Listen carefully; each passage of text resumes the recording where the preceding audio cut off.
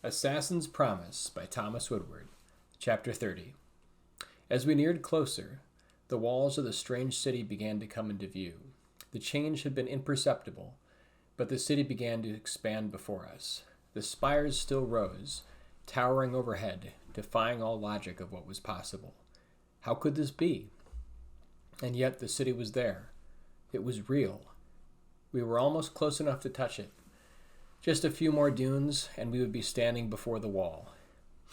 My mind could not make sense of the towering domes, standing like colossal spears jutting into the sky far above. The walls were covered with exotic murals depicting images of men and women wearing colorful garments that ended in multi-hued feathers, which extended past the ends of sleeves and capes. Their eyes were deep amber in color without irises. Strange creatures filled the murals, bright orange and gold, with fine black stripes covering them from head to tail.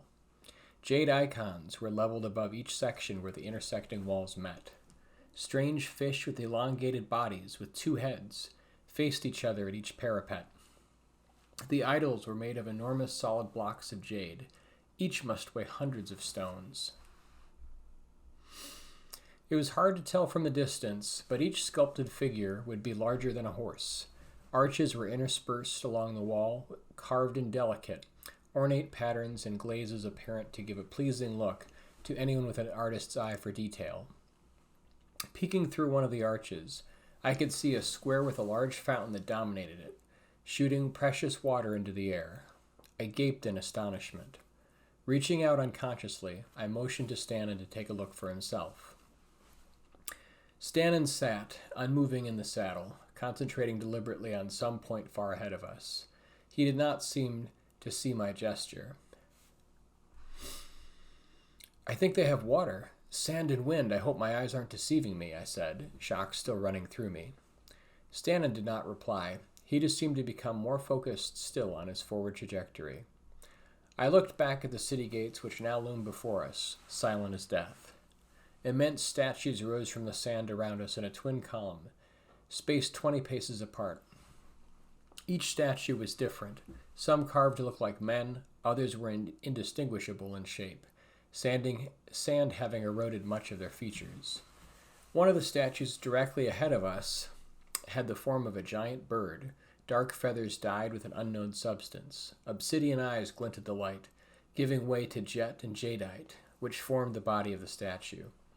Each obsidian eye was larger than a wagon wheel. Marveling in amazement, we pressed on towards the gates. Dust and sand began to blow as the wind picked up.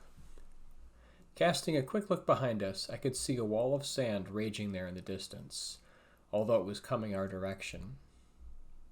Snakes of wind crisscrossed us on either side, a giant explosion of sand pushing outwards when the thick columns of air hit a dune to our right. As the wind picked up, several of the statues behind us were lost to view again, disappearing into the heavy raging clouds of sand and dirt. As the wind picked up, the city beckoned.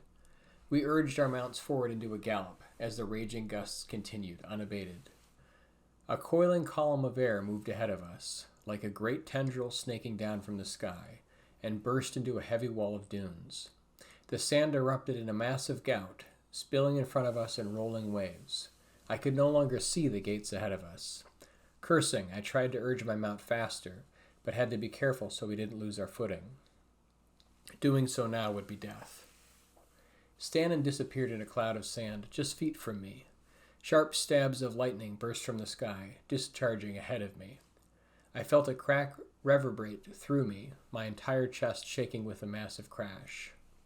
Another flash fell, blinding me. The world disappeared into whiteness. Unseeing, I counted one heartbeat, then two. Unfocused, my eyesight returned moments later, a large statue standing broken, directly ahead of me. Its massive head lay 20 feet high in the sand, broken and splintered from its torso. Urging my horse to the side, we stumbled together, barely missing the giant stone face. Another stab of thunder fell, closer. I heard an incredible boom, then nothing, sound having been removed from my senses utterly. I shouted, but heard no sound come forth, my ears still deafened from the blast. I could see the roiling wave of sand coming from all sides, like an ominous tide. I prayed I would hold my steed, hugging the horse low and abandoning all sight, gambling that my mount would carry us through the massive gate which had been lost to view. Howling wind tore around me in rippling waves. I felt more than saw the sand that ripped at us, exploding in showers of dirt. I counted 12 breaths before daring to look up. The edge of a structure slowly resolved into view. Only the ghost of an outline was visible.